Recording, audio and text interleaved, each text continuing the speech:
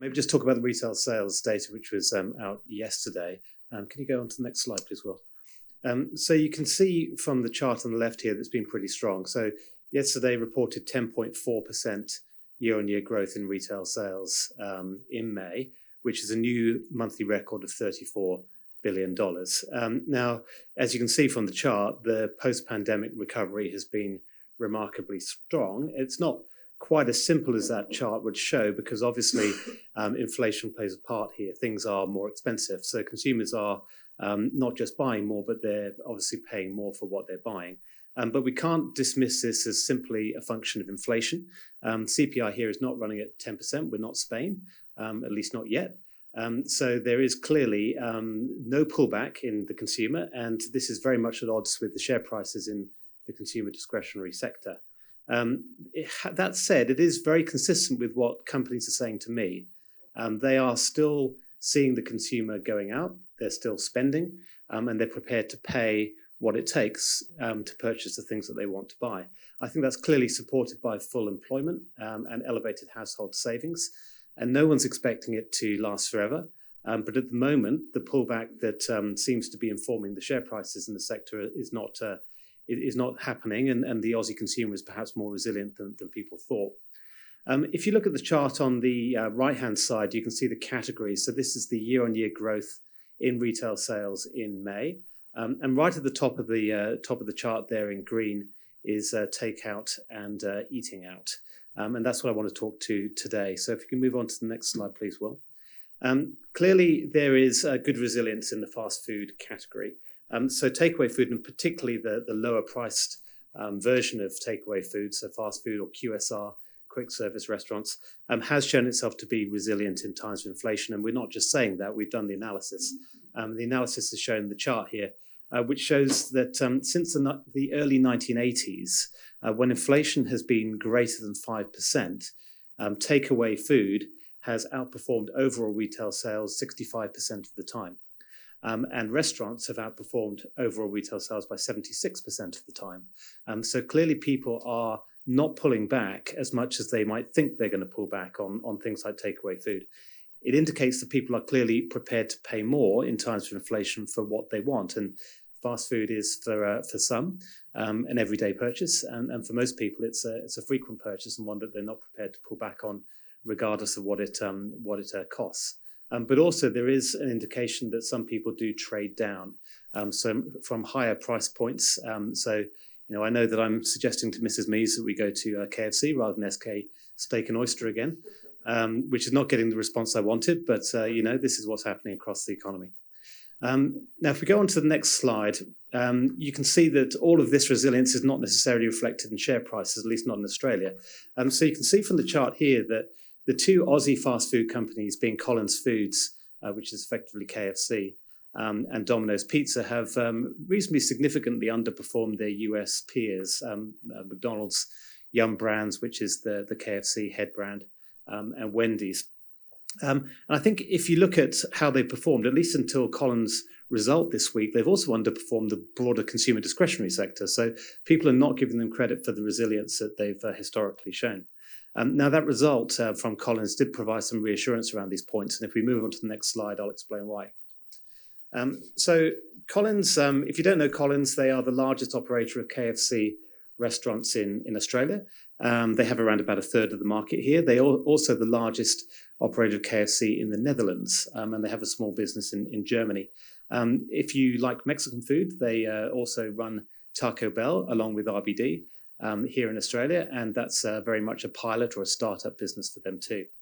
So they have 261 stores here for KFC, which is a good number. There is still growth in that network, and we do expect them to add 15% to their network here in Australia over the next 5 years. But really the story is in the Netherlands. So over there they have 62 stores. It's a much less penetrated market for KFC than it is in Australia, but they have 55% of the market.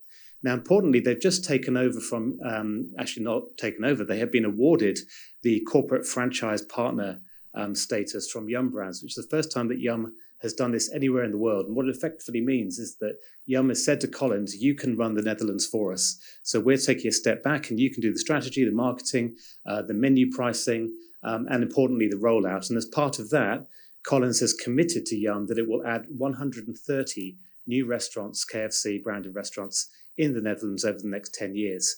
Now, some others will participate in that, but effectively Collins will do the lion's share. And so there's really strong growth here.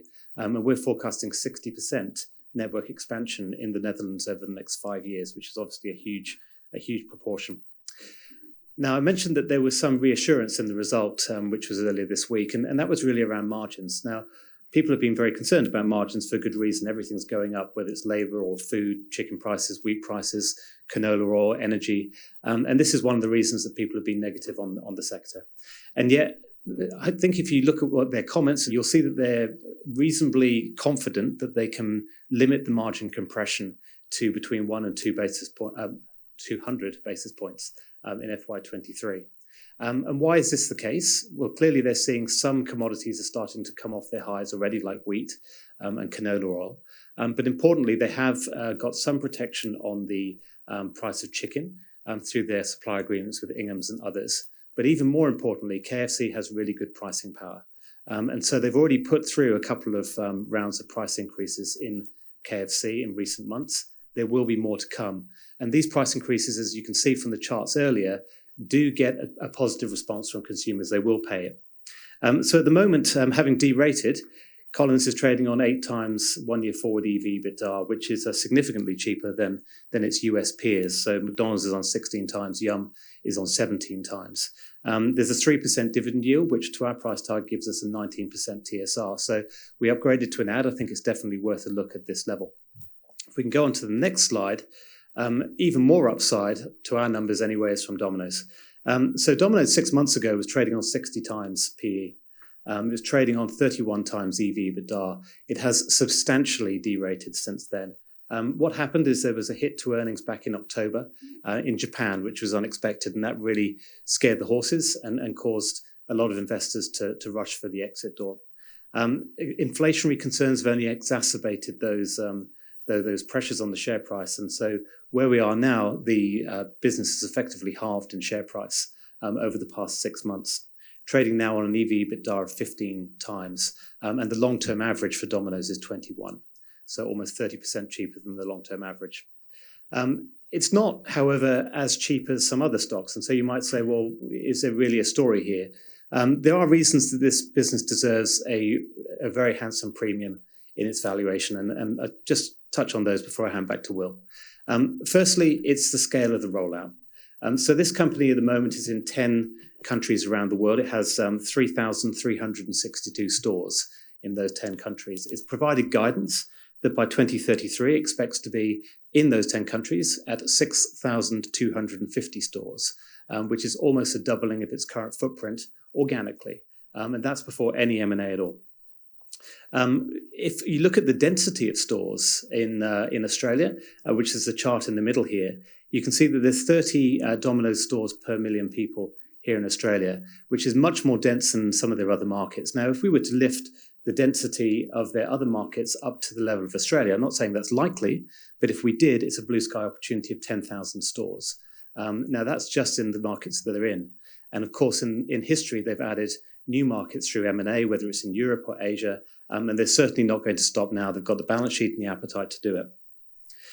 The other reason for demanding a premium valuation is the return profile. So because this is largely a franchise business, it is capital efficient, and return on invested capital is about 15% and rising. In fact, next year we're forecasting at 18% return on capital. That's more than double Collins. It has a different model, but what this business does is it is a cash machine when it's working well. And working well is really the third reason for being interested in Domino's. They have taken operational efficiency to new heights. They've taken the delivery time in Australia here to an average of 17 minutes. They've moved to a position of clear leadership in Japan in really only a couple of years through their high volume mentality and their fortressing mentality, which allows them to be closer to their customer and to have much lower delivery times. So they have an operational advantage to add to the financial advantages that I've touched on. So with, again, a 3% dividend yield, the TSR on this is 41%. It's a stock that's been massively out of favor. I don't think it would take too much in the way of good news or reassurance like we saw from Collins this week to cause that to reverse. It's already bounced a little bit from its lows. There's a long way to go up.